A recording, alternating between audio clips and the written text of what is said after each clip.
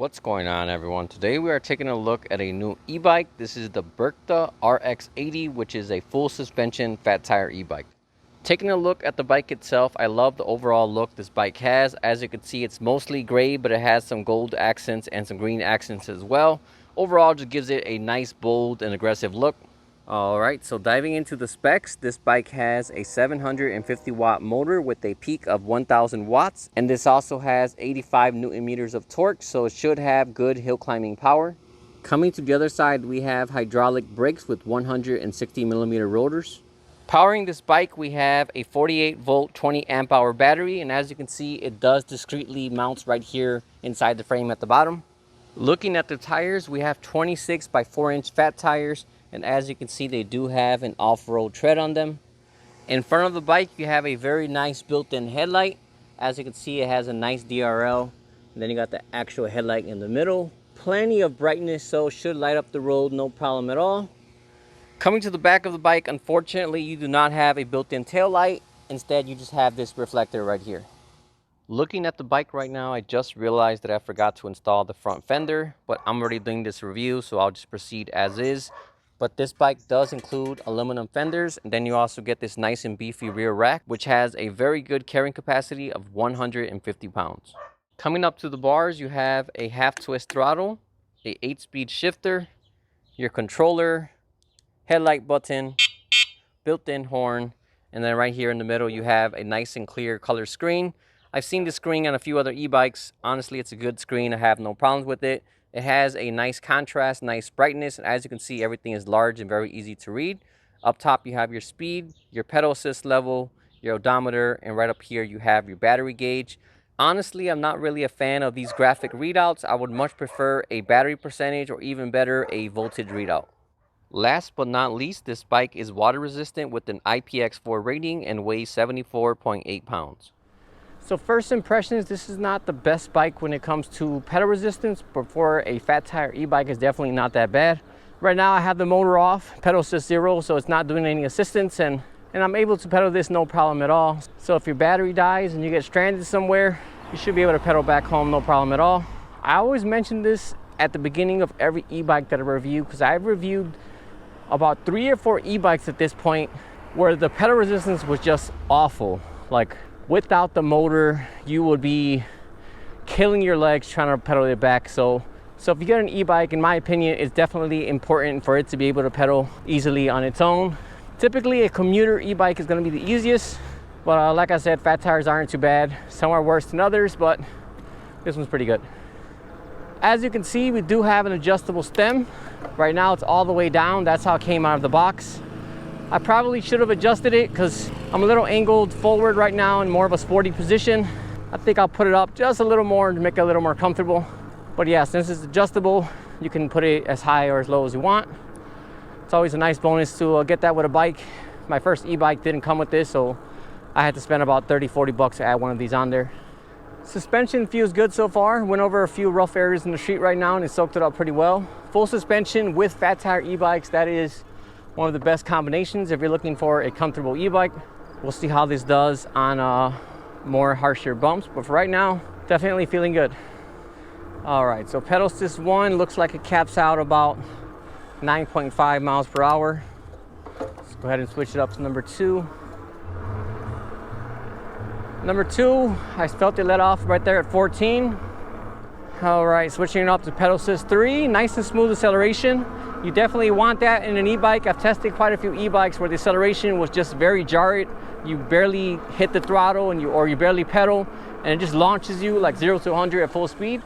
Bikes that are tuned better usually are a much slower climb from about 0 to 9 or somewhere around that area, and then once you get past 10, that's when it really just lets you have it and gives you a lot more torque.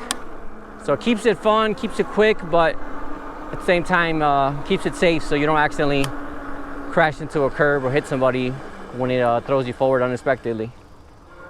Yeah, definitely a nice and torquey bike so far. All right, let me slow down. Let's see, pedal assist 3.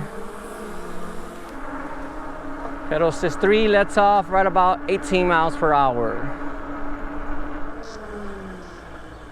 Brakes so far really smooth.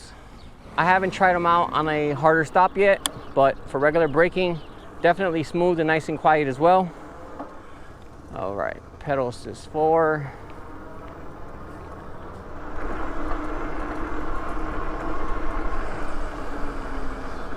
Filter let off right there about 20 miles per hour.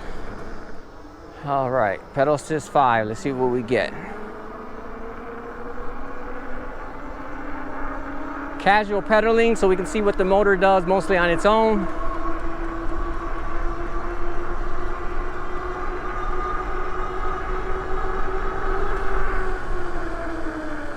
Got it up to 24, but ran out of space. Let me go find the street that doesn't have stop signs. All right, 24, 25, 26, 27. All right, I was about to hit 28. Once again, ran out of space. Let me flip it around, pedal harder, and see if we can get it past that 28. All right, pedal assist 5. Full speed, leg power included. Still nice and connected with the bike right after 20, which is very good. Even at 24, still connected. 25, still connected. Most bikes would have lost traction by now. You'd be pedaling like a hamster. But this one, I'm nice and connected.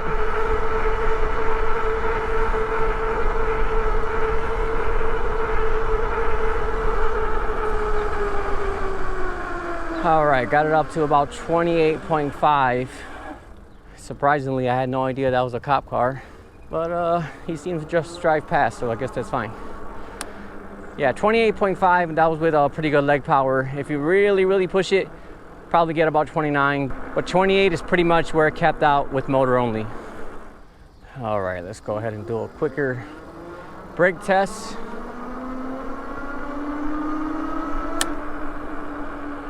Speedometer seemed very accurate. Right here in this sign, it was showing 17, this was showing 17, so this is a true readout.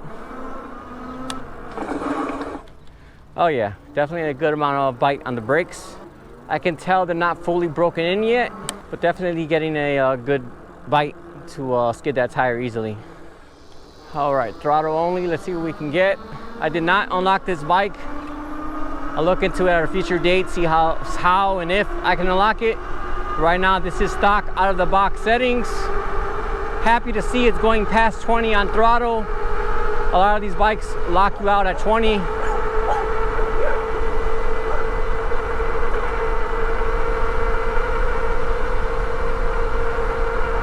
$29.3, $29.5,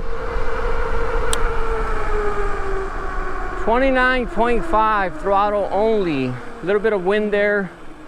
So I think on a less windy situation, if I held it long enough, you would definitely be able to touch 30 miles per hour. And once again, that's going to be a true 30 miles per hour since the speed was confirmed by the street signs, which for legal reasons, I'm sure has to be accurate. Went over a harder bump right now. I heard some clanking with the rear fender because that's just what metal fenders do. Other than that, soaked it up very nicely. Small nitpick, not against this bike, but in e-bikes in general. I hate when you have an e-bike and they include the little ding ding, little metal bell. I feel like if it's an e-bike, you should give you an electric bell. And thankfully, this one does have one, as you can hear. Plenty loud as well. So cars and people are definitely gonna hear that, no problem. Yeah, overall, this is definitely a solid e-bike. Good speed.